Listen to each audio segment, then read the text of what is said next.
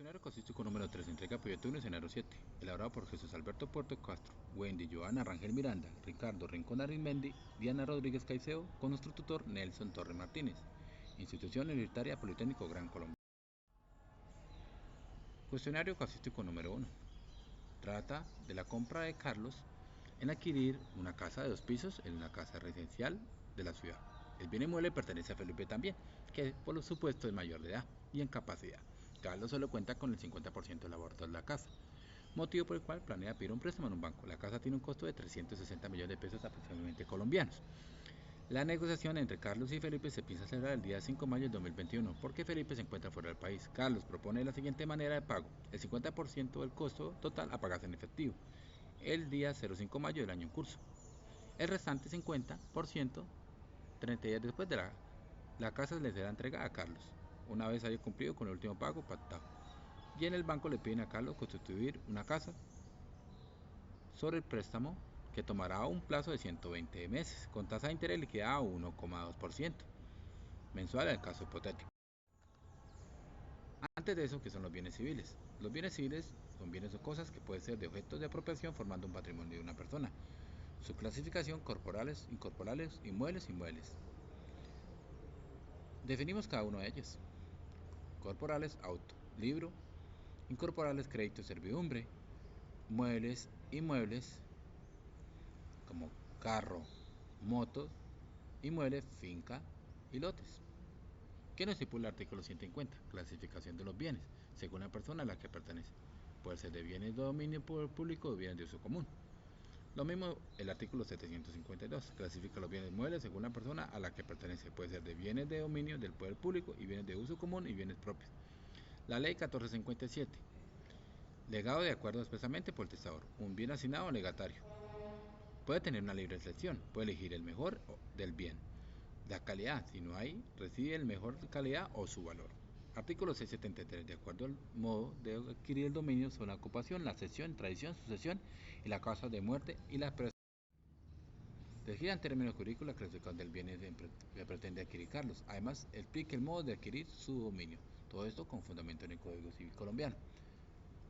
De acuerdo al Código Civil colombiano, en el artículo 653 en el derecho, los bienes se dividen en corporales, que son aquellos que son de existencia física, como una casa o un automóvil; incorporales, que son derechos sin existencia tangible, como crédito de derechos de autor. Asimismo, en el Código Civil, el artículo 673 nos habla de los modos de adquirir el dominio, incluyen la ocupación, la cesión, la tradición, la sucesión por causa de muerte, así como la prescripción. La ocupación se refiere a la prescripción de bienes vacantes. La cesión se trata de una unión de bienes o muebles o inmuebles. La tradición implica la transferencia de la propiedad. La sucesión por causa de muerte ocurre al fallecer una persona. La prescripción es la adquisición de derechos mediante el ejercicio continuo.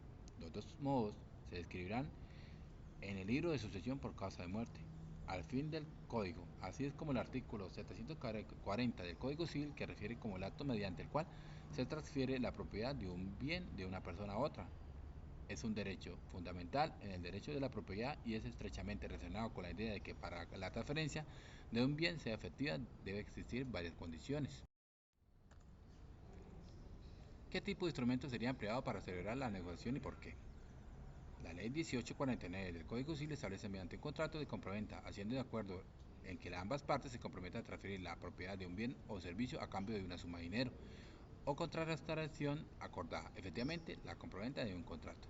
Efectivamente, la compraventa es un contrato fundamental en el ámbito del derecho civil y el comercio. Se caracteriza por la existencia de acuerdo entre las dos partes.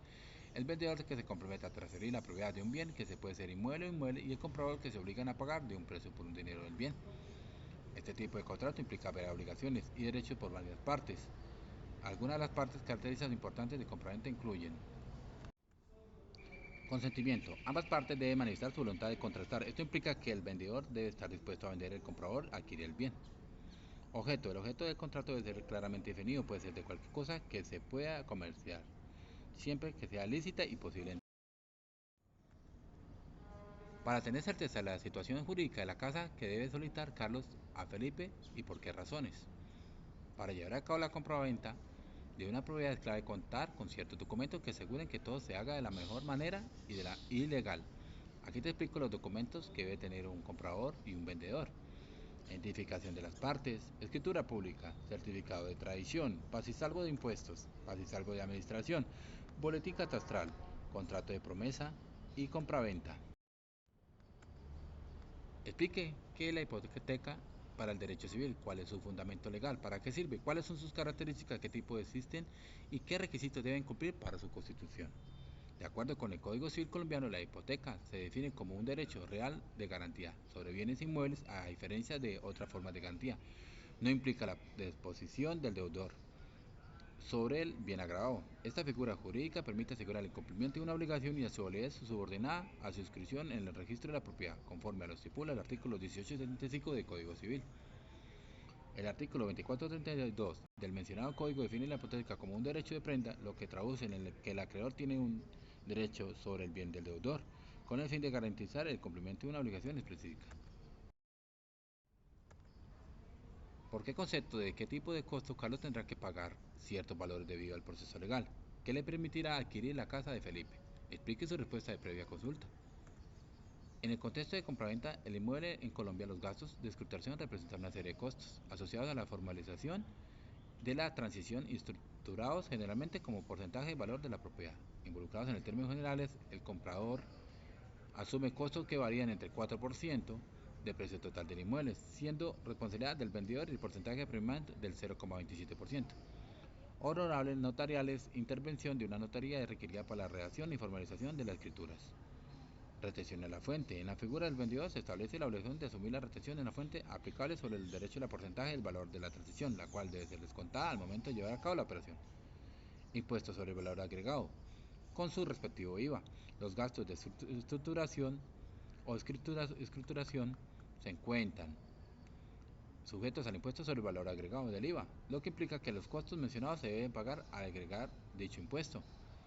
Impuestos de registro. El impuesto de registro, el comprador tiene la responsabilidad de pagar el impuesto correspondiente al registro de la propiedad en el registro público, lo cual requiere para la plena efectividad del derecho de la propiedad.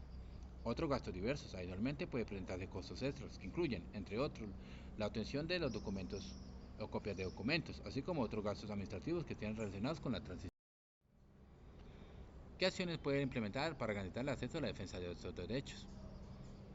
La primera acción es el conocimiento dado a las poblaciones más vulnerables la herramienta para que todo se haga de forma correcta. Es fundamental fortalecer la titulación de las tierras, especialmente en las zonas rurales, para producir informabilidad y prevenir futuros despojos. También se debe ampliar los programas de acompañamiento jurídico y psicosocial para que las víctimas garanticen su participación activa en los procesos de restitución. Asimismo, es clave para mejorar la articulación entre las entidades del Estado y las organizaciones sociales, promoviendo las políticas con enfoque territorial y diferencial que reduzcan las particularidades de las comunidades afectadas.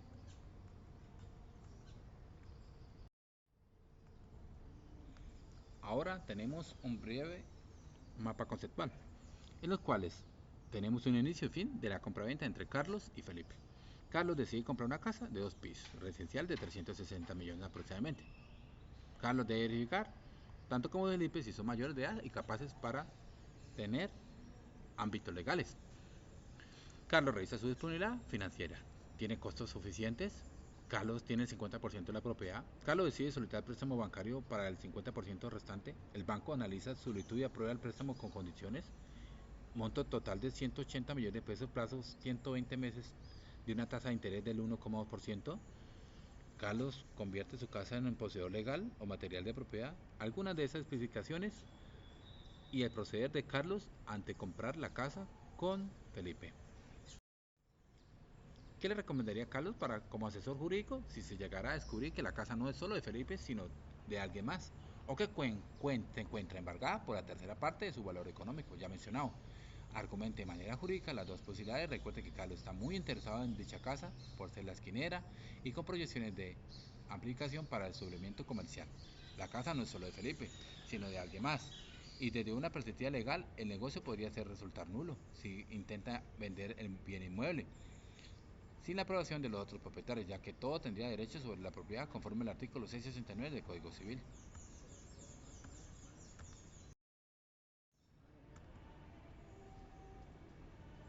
Con base en los distintos mencionados de adquirir el dominio pretupados en el Código Civil colombiano, explique por qué, cuál es el modo de aplicable con respecto a la casa y el objeto de análisis. Según el artículo 73 del Código Civil, los modos de adquirir el dominio, encontramos el modo de tradición, porque Felipe es el dueño, hace que entrega la casa a Carlos, es decir, que tiene la facultad de intención de transferir el dominio y Carlos la capacidad de intención de adquirirlo. En este caso puntual, la tradición se debe perfeccionar mediante escrituras públicas, inscritas en la Oficina de Registro de Instrumentos. Ahora empezamos con el caso casuístico número 2. Primera pregunta.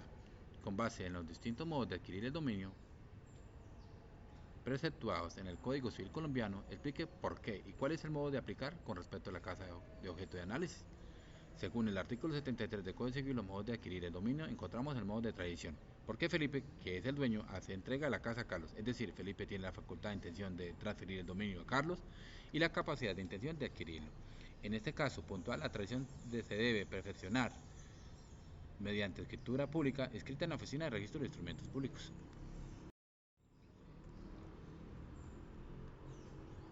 Cuando Carlos observa que su hermano menor, Luis, se encuentra desempleado en una condición muy desfavorable y sin tener dónde ir, le pide que se quede en la casa por menos de un año, mientras se organiza económicamente. Usted, como asesor jurídico de Carlos, ¿en qué condiciones jurídicas le recomendaría que le permitiera el ingreso a su hermano Luis a la casa? ¿Qué tipo de limitación del dominio sería la propiedad y por qué razones? Fundamente su respuesta de manera fáctica como en derecho. Nosotros le recomendaríamos que haciendo el uso del artículo 2200 y siguiendo el Código Civil, formalice un contrato de comodato o préstamo de uso, teniendo en cuenta la escritura del comodato que permite poner en un tiempo fijo de un año, como requiere Carlos, se puede hacer bajo la escritura con el uso específico de habitación personal y con varias provisiones específicas que le garantizan a Carlos evitar problemas a futuro con su hermano, tales como no subarrendar o dar contratos comodato a terceros ni realizar modificaciones en la casa. Adicionalmente, el comodato permite proteger jurídicamente el dominio de Carlos sobre la casa. Especialmente permite darlo por terminado por incumplimiento por no la conservación y un buen estado del bien inmueble, y una devolución inmediata al vencimiento del plazo, y una responsabilidad por daños que puedan ocasionar Luis.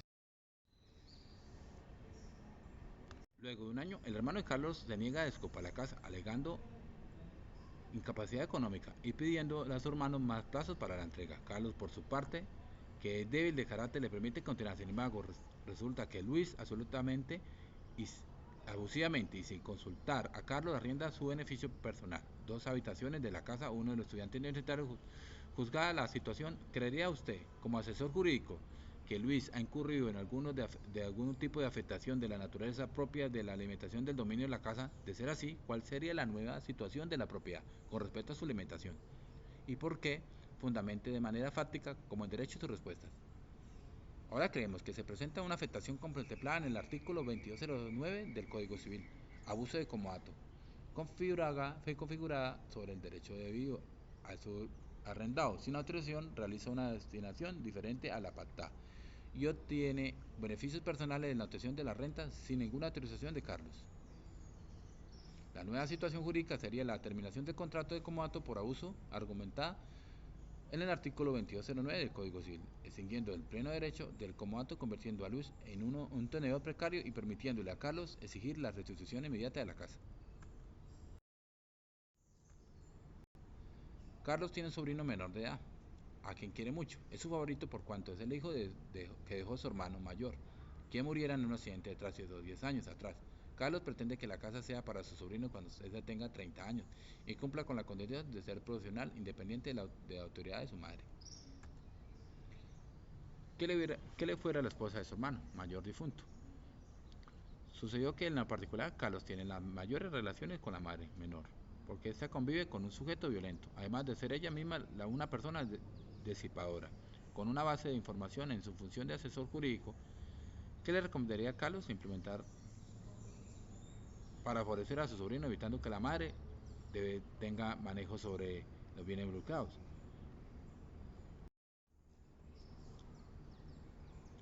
Si usted fuera el propietario de la casa, explique detalladamente y con fundamento jurídico cómo procedería contra Luis, el hermano abusivo de Carlos. Complemente su respuesta con un diagrama que ilustre de forma secuencial sus acciones en derecho. Luis cambió el uso de convenio de inmueble en el cual había sido otorgado únicamente para su habitación personal. Es su arrendador dos piezas a tercero, teniendo lucro con un bien que le pueden ser entregado a títulos gratuitos. En esta conducta establece un uso indebido según lo establece en el artículo 2202 del Código Civil, lo que conlleva la extinción del contrato de comodato. Carlos debe enviar una comunicación formal a Luis informándole que por incumplimiento del contrato de comodato, en el artículo 22 del Código Civil está quedado terminado, solicitando la restitución del bien inmueble en un plazo máximo de 5 días y advirtiendo que en un caso debe cumplir, se iniciará acciones judiciales.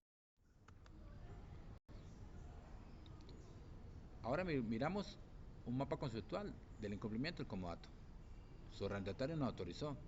Notificación de solicitud de restitución de restitución, sí. Extinción de este contrato. Sin notificación para la cancelación. Demanda de restitución. Desalojos de arrendatario ilegítimo. Medidas cautelares opcional. Demanda por daños y perjuicios opcional. Recuperación. ¿Por qué los derechos de la propiedad y posesión son vulnerables frente al desplazamiento forzados? Hablamos del tercer caso casuístico. El desplazamiento forzado en Colombia es un conflicto que se ha desarrollado por muchas regiones por muchos años. En la actualidad, la posición de terciarios por medio de la violencia en actos de recurrente por los grupos armados, afectando gravemente los derechos de la propiedad y posesión. Las víctimas huyen y abandonan sus bienes sin tener certeza de retornar, ni mecanismos efectivos de protección, ya que el Estado, aunque tiene política y procedimiento para esto, no hay certeza de un tiempo para que se dé. Además, la falta de títulos formales de propiedad en zonas rurales ha incrementado la vulnerabilidad, ya que muchas familias campesinas poseen tierras de manera informal. Esta informalidad dificulta la restitución y el reconocimiento legal posterior. ¿Qué mecanismos existen para la defensa de los derechos de propiedad y posesión de las personas desplazadas? El Estado colombiano ha implementado un mecanismo como la Ley 1448 del 2011, la Ley de Víctimas de Restitución de Tierras, que busca reparar integralmente a las víctimas del conflicto armado, incluyendo la restitución de tierras.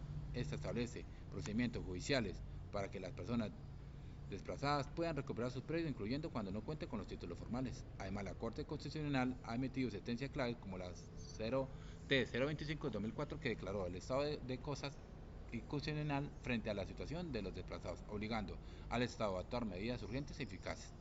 Creemos que estas normas deben actuarse al contexto actual, en aras de dar más agilidad en los procedimientos y procesos de restitución de tierras y ayudando a restaurar los derechos de las víctimas y fortaleciendo los mecanismos de defensa de la propiedad. ¿Qué acciones se pueden implementar para garantizar el acceso de la defensa de estos derechos? La primera acción es el reconocimiento y conocimiento, dando a la población a más vulnerables. Para que todo se haga de la forma correcta, es fundamental fortalecer la titulación de tierras, especialmente en zonas rurales, para reducir la informalidad y prevenir futuros despojos. También se debe ampliar los programas de acompañamiento jurídico psicosocial para las víctimas, garantizando su participación activa en los procesos de restitución. Asimismo, es clave mejorar la articulación entre las entidades del Estado y las organizaciones sociales, promoviendo políticas públicas con enfoques territoriales y diferencial que reconozcan las particularidades de las comunidades afectadas.